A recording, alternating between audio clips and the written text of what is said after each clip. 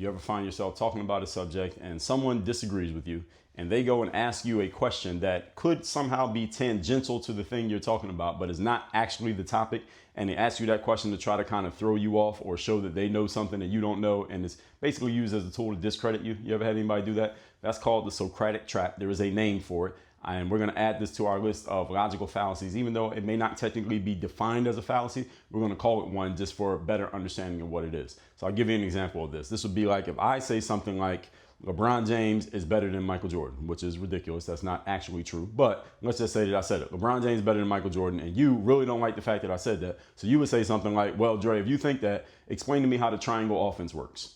That's a Socratic trap, because me understanding or being able to explain the triangle offense is immaterial to my opinion that LeBron is better than Michael Jordan. That's a Socratic trap. Let me explain to you why people use this and what to do about it. Number one, the whole point is to throw you off your topic.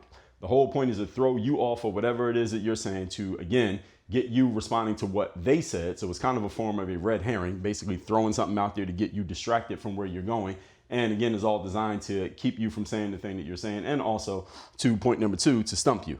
The whole point of asking the question, if I can't explain the triangle offense, then you could say something like, oh, well, if you don't even understand the triangle offense, who are you to say LeBron James is better than Michael Jordan? But again, what the hell does that have to do with my opinion? The answer is absolutely nothing. The whole point is to discredit you and make you look bad in the conversation, and therefore undermine you as a person rather than addressing your actual point. So again, there's another form of ad hominem indirectly. And number three, what you do when someone tries to use the Socratic trap against you is you say something like, hey, that's not the topic that we're talking about. I know you're asking about the triangle offense, but I'm not talking about which offense is better than which offense. I'm saying which player is better than which player. I do not need to explain an offense to still have the opinion that I have. However, if you have a challenge of my opinion, please offer the challenge of my opinion rather than trying to change the subject to something that you want to talk about. And if you want to talk about the triangle offense, then you start your own conversation about the triangle offense, but that's not the topic that we're having right here. So you got to be able to shut people down about this and tell them, if you want to talk about the topic, talk about the topic, but don't try to change the subject to something that you want to talk about. We're going to talk about what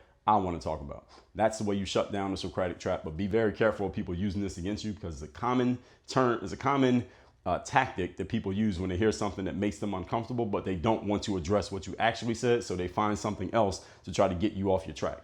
Don't get thrown off your square. Work on your game.